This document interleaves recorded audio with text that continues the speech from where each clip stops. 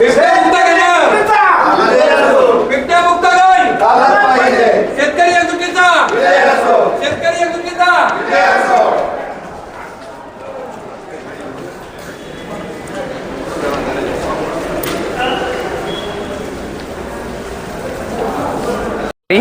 मी संदीप शिवाजी सोनवणे रांजणगाव पंचायत समिती गणामधून अपक्ष फॉर्म भरत आहे आणि हा नामनिर्देशन सादर करत असताना मी रस्ते, पाणी, वीज हे आपले नेहमीचे जे प्रश्न असतातच, परंतु आपल्या ह्या भागामध्ये म्हणजे आपला पूर्ण शिरूर तालुका असेल, ह्या शिरूर तालुक्यामध्ये जो मेन प्रश्न जो तयार झालेला आहे हा खऱ्या अर्थानं हा बिबट्यांचे वाढते हल्ले आणि या बिबट्यांच्या वाढत्या हल्ल्यांमुळं बिबटे मानवी वस्तीमध्ये शिरूर लहान मुलं, स्त्रिया यांना टार्गेट करून त्यांना त्यांचा त्या ठिकाणी बळी घेतला जात आहे.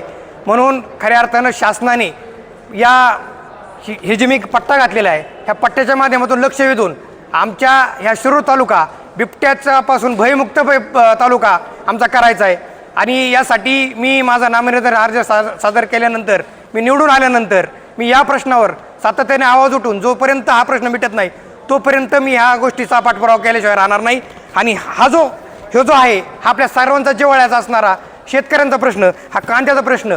आत्ताच मी सकाळी एका व्यापाऱ्याला त्या ठिकाणी फोन करून विचारलं, आजचा कांद्याचा तुझी बाजारभावची तुझी घेण्याची हे काय, तो मला 6 ते 7 रुपयेच्या दरम्यान तो आज त्या ठिकाणी कांदा घेतोय. म्हणून शेतकऱ्यांचा उत्पादित खर्च आणि झालेला खर्च याचा जर मेळ बसवला तर गेल्या अनेक दिवसापासून कांद्याला त्या ठिकाणी पूर्णपणे सरकारच्या ठिकाणी अजिबात लक्ष नाही आहे आणि कांद्याला त्या ठिकाणी बाजार नाही, शेतकऱ्याला कोणताही खर्च परवडत नाही आहे.